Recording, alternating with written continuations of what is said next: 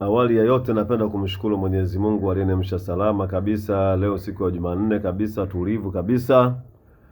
Kijua kinaangaza, hali ya kuwa kuna wingu kidogo limetingatinga, kwa hiyo inaonekana kutakuwa kuna neema baadaye, neema ya mvua pale. Basi tunamshukuru yeye aliyetuamsha salama, kwa sababu bila yeye hapa sio chochote si lolote kwa mwanadamu. Kwa hiyo shukrani zote nasaidia Mwenyezi Mungu ambaye ana kila siku, yeye ndo anatupa riziki, kwanza riziki ya uhai na vile vile hii kuvuta hewa tu ya. Kama hewa angekuwa inalipiwa basi sisi maskini tungekuwa tumeshakufa zamani, wangevuta matajiri, lakini hii hewa ya bure ya Mwenyezi Mungu, kwa hiyo lazima tumshukuru Mwenyezi Mungu. Na vile vile nimeona nisikae hivi bila kutia neno katika ile swala ambayo linaendelea katika ligi yetu ya bara hapa, ligi ya Tanzania hapa, na hususan kamati ile ya uendeshaji wa ligi baada kutoa zile adhabu zile pale. Mimi naona kwamba mabadiliko makubwa yafanyike. Tukitaka kuepukana na uhuni ambao unafanywa viwanjani hapa, mabadiliko makubwa zaidi yafanyike. Na moja ya mabadiliko, timu ya aina yoyote itakapoenda na imani za kishirikina wakagomea kuingia katika vyumba vya kubadilisha mavazi, basi hiyo timu inyang'anywe pointi 3. No doubt. Timu hiyo inyang'anywe pointi 3. Haya mambo ya kutoa adhabu ndogo haya yanasababisha ligi yetu bado itakuwa inajaa na mambo ya kihuni. Na mimi na wasiwasi na bodi ya ligi kwamba hamtaki timu zinyang'anywe pointi kwa sababu mtakosa mishahara yenu. Na ndio maana mnazipiga faini timu kwa sababu ilibadi mlipane nyewe wenyewe.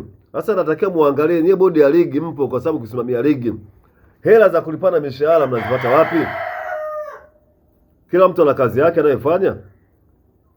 Au ndio kutokuta pale yani makao makuu ya TFF kwa sababu mnasubiria mtu fulani apate adhabu ndio mchangishane hela. Hii hatuwezi kujenga, kwa sababu kama timu iliweza kugomea kabisa ikaondoka ndani ya uwanja kabisa, kwa sababu uwanja unachezewa mechi pale, lakini timu haipo ndani ya uwanja na mpaka inachelewa. Sasa hii auone kama kuna tatizo. Na fly yani sijui niseme nashangaa, sijui na fly au sijui yani sileta hata niseme kauli gani. Lakini mashabiki wa klabu ya Simba bado tutaendelea kuwa mashabiki bora. Mashabiki wa klabu ya Simba bado tutaendelea kuwa mashabiki bora. Kwa nini? Watu wajiulizeni kwa nini? Kwa nini nimesema mashabiki wa klabu ya Simba tutaendelea kuwa bado mashabiki bora? Kwa sababu sisi tuliweza kuchanga hela baada ya pale mashabiki kufanya vurugu katika mechi ya CX Faction ndani ya uwanja Benjamin Mkapa na viti vikavunjwa. Tuliona tuvae jukumu lile, si mashabiki, tusiweke klabu yetu ikagalamia wakati ule uhuni umefanywa na mashabiki. Na ndio maana tuliomba uongozi wetu wasitoe hata senti 5, waweke account number tuchangie, na kweli tulichangia, zilizidi. Tuliomba account number tuchangie kwa sababu vurugu zimefanywa na mashabiki. Klabu ya Simba huwa inakemea sana mambo ya uhuni. Klabu ya Simba haitaki hata mchezaji wake afanye vitendo vya uhuni katika michezo. Kwa sababu gani? Anaikosti timu. Na ndio maana unaona klabu ya Simba hatujaweza kumchangia Jonathan Sowa kwa sababu ya utovu wa nidhamu wake. Hatujaweza kumchangia Alassane Kante kwa sababu ya utovu wa nidhamu yake. Nini maana yake? Tunawafundisha wachezaji kwamba unapokuja katika nembo hii hapa, lazima uwe makini. Lazima uipambanie nembo hii kwa hali na mali, lakini usifanye uhuni ambao ukaikosti klabu. Kwa sababu ukikaa mechi 5 nje, ina maana automatic wewe umeshaikosti klabu kupata huduma yako wewe. Na sisi klabu ya Simba tulikuwa tunapenda mpaka hata viongozi, kama kuna mchezaji anafanya uhuni ambao unaigharimu timu, basi na yeye akatwe mshahara wake. Na ndio maana unaona yani mashabiki wa klabu ya Simba, mchezaji akifanya uhuni uwanjani huwa supporting, kwa sababu hataki uhuni, kwa sababu klabu hii hapa inatangazika ndani duniani kote huko. Kama unaona goli la Chama limeshakuwa ni goli la dunia sasa. Sasa wewe umsupport mchezaji kafanya vitendo vya kiuni, ukamchangia hela, unatengeneza timu ya vuta bangi hapo. Unatengeneza timu ya vuta bangi, timu ya vuta unga, kwa sababu watakuwa wameshazoea nafanya uhuni nachangiwa. Nafanya uhuni mimi nachangiwa. Kwa hiyo mimi sina shaka, mimi napambana. Sasa sisi hataki namna hiyo. Upande wa pili bado hajapata somo kutoka kwa mashabiki wa klabu ya Simba. Wenyewe wanavyoona tikila faini, watu wanachangishana, na kuna watu hapo wameshatoa akaunti za shangazi zao. Wala hela ingie kwenye klabu kwenye klabu inapita nyuma hapo. Lazima ili kuna discipline. Lazima kama mchezaji kafanya makosa awajibike kwa mshahara wake. Alipe kwa mshahara wake. Wewe unafikiri kama Didier Diala kashajifunza nini? Ameshajifunza? Hajajifunza. Atakuja kurudia kosa, itaigharimu timu, lakini kwa sababu mashabiki wanamchangia. Sasa mashabiki wenyewe hawaujui mpira, na wachezaji wanaenda kucheza hiyo timu yao hawajui yani falsafa za mpira. Falsafa za mpira na nidhamu kwanza, unavyoigharimu timu yako. Hata Ulaya tunaona mchezaji akifanya utovu wa nidhamu akafungiwa, klabu inamkata mshahara na inampa adhabu kali, ikiwezekana kwenda hata kwenda kufanya kazi za kijamii. Lakini unashangaa hapa wote Harrison kafungiwa, na hata hiyo adhabu yenyewe, yani hiyo adhabu ya mchongo hiyo. Uwezi mtu akaenda kumsukuma mchezaji. Kama angekuwa na kisu ingekuwaje pale? Na Chama kashatia goli la kideo pale, na ndio anaenda kuchukua mpira ili Arusha wakafunga goli la 3. Wote Harrison anamsukuma mchezaji wetu. Angekuwa na kisu ingekuwaje? Adhabu yake eti shilingi milioni 1. Na watu wanamchangia. Sasa wanaendekeza uhuni. Mtakuja kuwa na meneja ambaye ni muhuni. Mtakuwa na meneja ambaye ni muhuni, ambaye hawezi kukaa katika benchi, kwa sababu meneja katika benchi la Yanga, yani meneja, ukisema meneja ya timu ni mkubwa sana. Wenzetu Ulaya meneja ndio kocha huyo meneja, yani meneja. Ukisema meneja Sir Alex Ferguson katika benchi la Manchester United ni cheo kikubwa kabisa. Lakini kuja kuwapa vyeo watu wa mameneja ambayo yani hata kusoma hajasoma, watachukua maneno ya mtani ya ndondo kapu analeta kwenye benchi pale, hii kuiharibu brandi ya timu husika. Lakini hata tunawaachia wenyewe, kwa sababu bado hawajitambui. Viongozi wenyewe nao hawajitambui, hawawezi kuwekana sawa kusema kwamba hapa kuna makosa yametokea hapa. Na vile vile kuna huyu rais wa vilabu, naye bado timu yake inakuwa na utovu wa nidhamu, lakini bado yeye hakai kuzungumzia masuala ya mpira, yani kuweka sawa. Yeye kazi yake kujisifia na kuisifia timu yake. Blanda haijengwi namna hiyo. Kuwa na mashabiki ambao kila wana miemko, wakipigwa adhabu kidogo, mchezaji kafanya kosa, wanamchangia. Kwa hiyo wanamtuma akafanye kazi, wanamtuma afanye utovu wa nidhamu. Sisi kwetu Simba halipo hilo hapo. Mchezaji ukifanya makosa utakula wewe na familia yako. Na sisi tukiona kama ile kosa lile ambalo umelitenda, kosa lile ambalo linaigharimu Simba, sisi tutakuambia kabisa, wewe hapo hufai. Hapo wewe lazima uombe msamaha, uombe radhi, ujirekebishe. Hiyo ndio klabu kubwa. Klabu kubwa lazima tena mashabiki wawe na nidhamu. Na ndio maana sisi tukahamasishana wenyewe kwa wenyewe kwamba kwenye mashindano makubwa yale ya CAF yale, yoyote atakayefanya vurugu safari tunamwalesti sisi tunamchukulia hatua sisi. Lakini kwa upande wa nyuma mwiko hapa, nani atamchukulia hatua mwenzao wakati likifanyika kosa anachangia timu?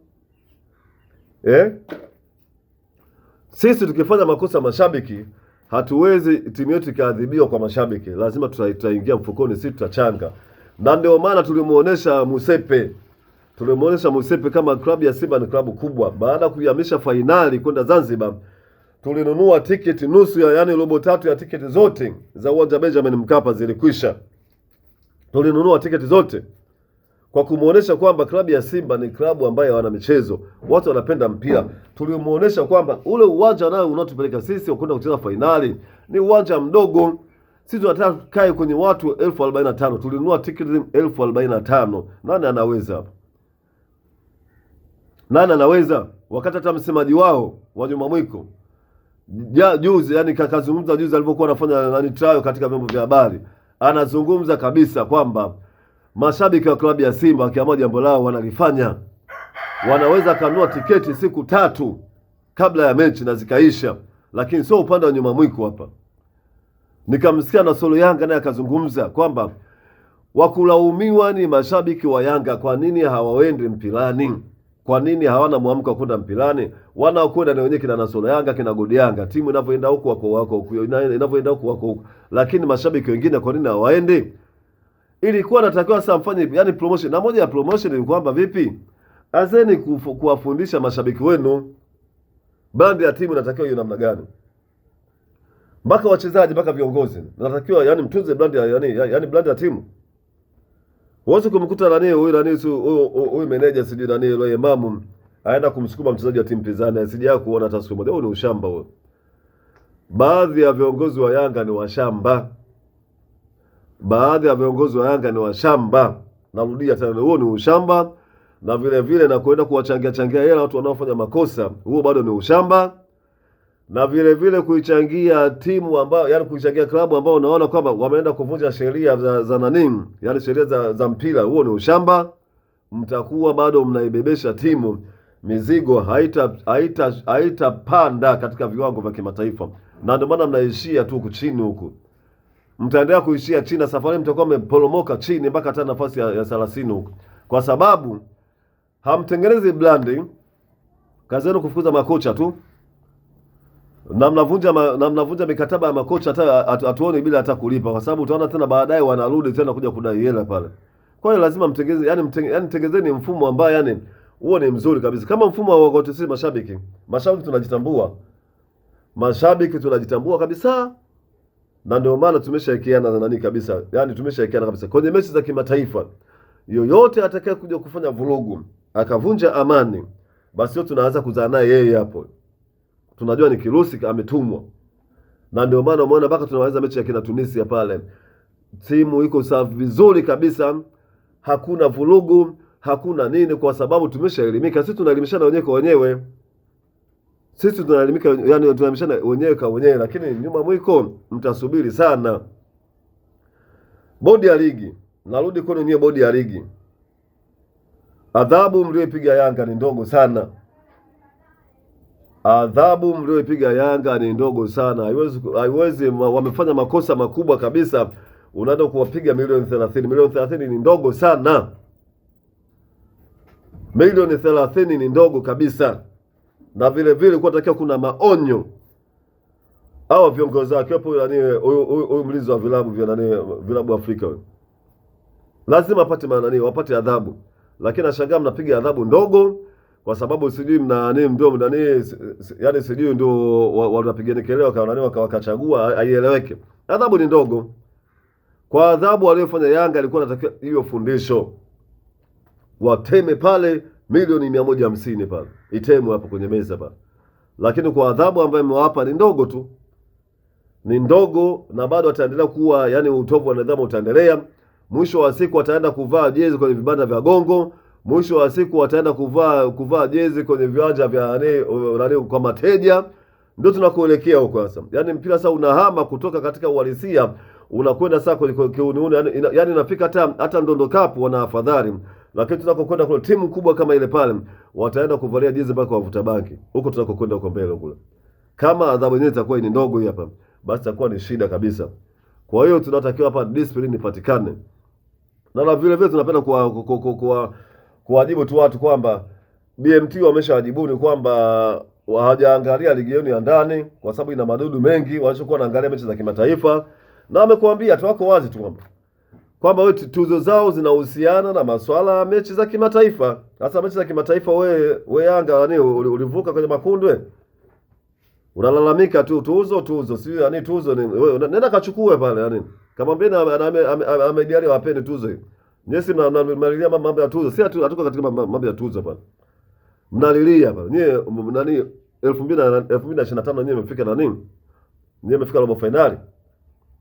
Wamekuambieni kabisa tuangalie mechi za kimataifa. Simba alifika finali wakati na RS Berkane 1-1 kule nani Zanzibar, au mnajitoa ufahamu. au mpaka AI nayo ingie katika hapo nani, tuiulize AI hata swala dogo tu la juzi hapa msipende kujisahaulisha. Wao Yanga wafanya vizuri, sio makombe gani bwana? Makombe ya kupeana kama kula za madiwana. Tunataka mpira uchezeke finali, kila mechi iwe finali, alafu tuangalie kama Yanga anatokea wapi. Mguu wa shingo, mguu wa roho, Yanga anachomoka wapi? Simba sisi tuna relax, Simba tuna enjoy mechi. Na ndio maana mashabiki wa klabu ya Simba bado tuko pamoja na timu yetu, kwa sababu tuna enjoy mechi. Tunaona kila mechi tunacheza sisi finali, inatukomazia wachezaji wetu. Na sisi tumepata uzuri kwamba yani wachezaji waliingia dirisha dogo wote wameingia katika mfumo mapema zaidi, kwa sababu wanakutana na intensity ya hali ya juu, sio intensity ya hali ya chini. Kila mechi kote si finali, na tunasema na tunatangaza kabisa mechi zote zilizobakia kuanzia ya robo finali ya Federation ni finali, kuanzia mechi za ligi ni finali mpaka mwisho, haiishi mpaka imekwisha. Safari hii tutahakikisha mpaka tone la mwisho, tutapambana mpaka tone la mwisho. Na ndio maana tumerudi KMC, uwanja wetu, uwanja mali yetu wa kujidaidai, na sisi ndio tuutangaza sisi uwanja wa KMC baada ya kufunguliwa. Nani alikuwa anafahamu KMC? Nani? Isipokuwa Simba tu walivyoingia KMC pale, dunia nzima imetambua kama kuna Tanzania kuna uwanja wa KMC. Na ndio maana mpaka kafu wale wakaamua kuchezesha mashindano mengine pale ndani ya KMC pale. Na mpaka sasa na mpaka sasa kiwanja hata cha mazoezi ya timu zingine za AFCON 2027 meja ya Samuel itakuwepo pale, kwa sababu Simba kaitangaza. Sisi ndio kaida yetu kuchukua kitu ambacho kiko duni tukakipaisha juu na kikaa kinasambaa dunia nzima. Na ndio maana unaona kabisa kwamba klabu ya Simba inafuatiliwa na watu duniani nzima, ya 20 katika vilabu karibu 70,000 duniani. Klabu ya Simba ya 20 katika mitandao ya kijamii kama WhatsApp. Sasa nyie mpaka mje kufikia hapo saa ngapi? Nyie kila mara mnachangishana hela. Akifanya mtu fulani sijui yani akisema kiongozi mnamchangia hela. Yaani nyinyi kaeni kuchangishana hela tu hizo. Kama msiba. Mnachangishana hela kama msiba. Mwisho wa siku pale mapato yaonekane, mapato na matumizi yaonekane. Hawatoke hadharani. Mbona Ahmed Ally anatoka hadharani, anaweka mkeka kabisa, zimechangishwa kiasi fulani, zimelipwa kiasi fulani, hii hela inaingia katika mfuko wa klabu. Mbona nyinyi amweki pale? Kazi kila mara kuwachangisha watu tu michango ya nini? Yaani michango ya hitima. Hiyo ni michango ya hitima tu hiyo. Hiyo ni michango ya hitima. Kumchangia kiongozi kafanya makosa ni sawa sana mchango wa hitima tu. Mtu ameshakufa, mnachangishana hela kula wali. Hiyo ni mchango wa hitima tu pale. Inatakiwa kuwepo na discipline. Kiongozi akifanya kosa katika klabu ya Yanga, kwanza klabu yake aanze kumwadhibu. Kwanza klabu yake aanze kumwadhibu. Ndio discipline ya mpira hapo kwenda pale. Hatujaona kama kuna kamati ya nidhamu kwa upande wa Yanga, lakini upande wa Simba sisi kamati ya nidhamu ipo na inaongozwa na Mheshimiwa Suleiman Kova, ndio mwenyekiti wa kamati ya nidhamu. Yoyote utakayofanya, hata mwanachama ukifanya mambo yanaenda kinyume na klabu ya Simba, unapeleka katika kamati ya nidhamu kwa mujibu wa katiba ya klabu ya Simba. Ipo kifungu kipo kinazungumzia hapo. Utapelekwa kwenye kamati ya nidhamu pale. Kamati kikufungiwa pale, basi unaweza kupoteza hata nafasi ya kuwa mwanachama wa klabu. Hatutaki wanachama waliokuwa mambombombo au wanachama mambombombo wabaki huko kwenye nyuma mwiko, kwa sababu viongozi wao mambombombo, mashabiki mambombombo, baadhi hata viongozi wa kwenye benchi la ufundi mambombombo, wanafanya vitu ambavyo sio vya dunia. Sasa dunia imebadilika, dunia imekuwa kijiji. Kama unaweza kuiuliza AI swali ndani ya sekunde 3 wamekujibia, umejibiwa. Wewe unafikiri dunia iko vipi? Dunia imeshakamatwa, iko kwenye mkono dunia. Kwa hiyo jambo lako unalofanya hapa wewe, huwezi kupata kazi hata sehemu nyingine. Wewe wote Alisson, wewe nakutaja kwa jina mara 3, wote Alisson. Huwezi, kama utamaliza kari yako kwa ndani upande wa Yanga, hauwezi kupata kazi sehemu aina yote, kwa sababu mchezo fair play, mchezo ni furaha. Mchezaji amekuja kwenye benchi leno pale, alikuwa anakimbilia mpira pale. Bahati mbaya anaweza akawa labda ameseleleka kidogo pale. Amefika pale, ilikuwa takiwa unampokea mchezaji pale, unampa mpira wake. Hiyo ndio fair play na ungepata tuzo ya fair play. Lakini kwa sababu zisizoeleweka, wewe sijui una hasira gani. Timu moja atakiwa na hasira, benchi la fundi takiwa wasio na hasira, lakini wewe ni mtu ambaye yani haujitambui. Endelea watu wa kuchangia, kwa sababu wanaokuchangia vile vile hawajitambui, hawajui majukumu, kwa sababu kama wale supu zile, yani zile supu walizonyeshwa zile, ndio athari yake imekuja kipindi hicho. Hata ukiwaambia wachange yani hela sijui nini yani sijui basi imepata pancha, watachanga hela kwa sababu supu zimewalevya. Wazee wa supu alamsiki.